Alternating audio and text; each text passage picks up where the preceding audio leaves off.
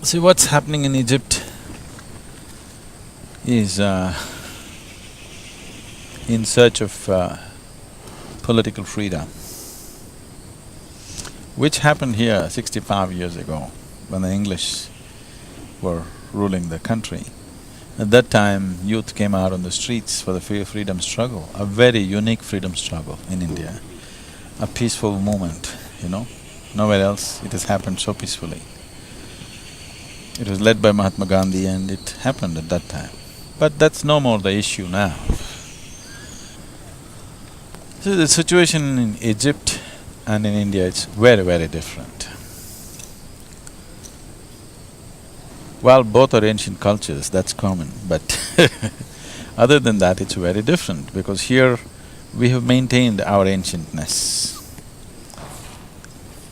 In a certain way, the culture has remained that way. In Egypt, it's gone through many religious and other kinds of changes where this has not happened here. So here people, it's very… you will see it's very difficult to make an Indian angry, you know. In Italy, it's very easy, I think.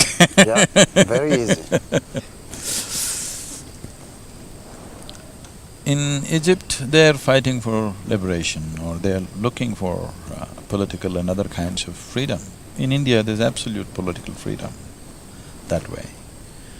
A situation like Egypt happened in India 65 years ago when the English was in power and people wanted freedom. Then they came out on streets and a very wonderful and peaceful movement led by Mahatma Gandhi happened in this country.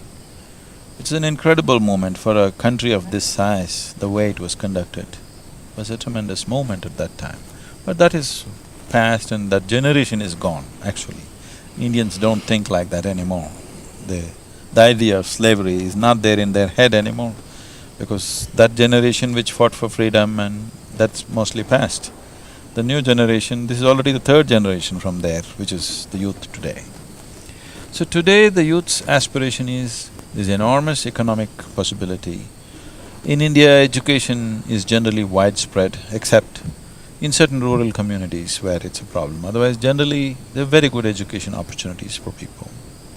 And employment is no more an issue, people find good jobs and they can go anywhere in the world.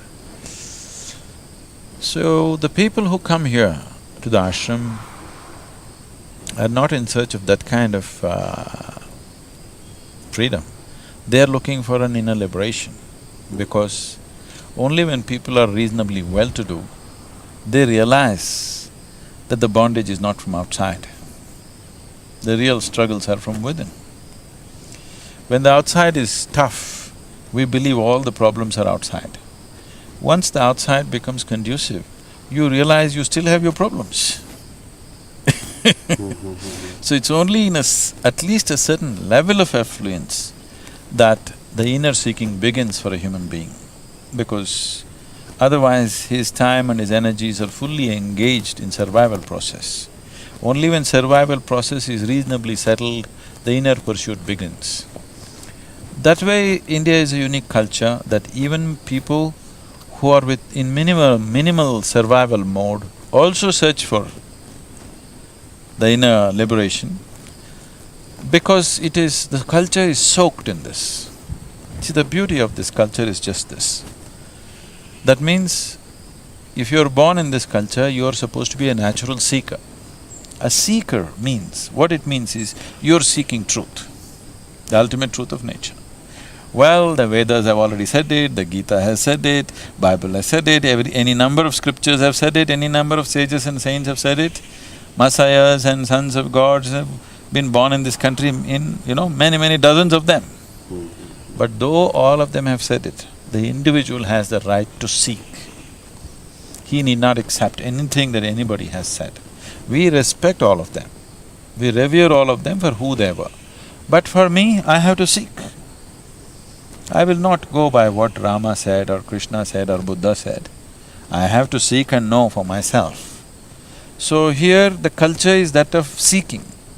So every human being has to seek and find. That means there is no imposition of somebody else's truth upon me. So, because of such a rich cultural heritage that we have of seeking, That seeking truth has been considered as the highest goal in one's life. You know, when I went to Greece recently, I was at Greece and they said goddess Athena, who finds the main highest spot in Athens, she is the goddess of wisdom. So wisdom was the highest goal in that society. So similarly here, truth and knowing is always the highest goal, not the money, not the wealth, not the other kinds of powers. Truth and knowing always has been held as the highest. So naturally, people wanting to go in that direction is very, very natural in this culture. It's been largely disturbed by Western type of education and things, but still essentially somewhere within that seeking is always there. Because we have never been kind of psyched to believe something. Here always questioning, debate is… Indians can debate about everything, you know.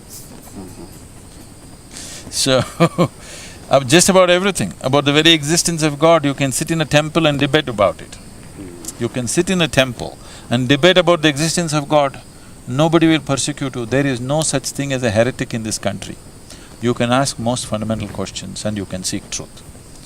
So that is the uniqueness of this culture, that everybody can seek. Nobody will be persecuted for his seeking. That does not exist. So that is why the seeking is so strong.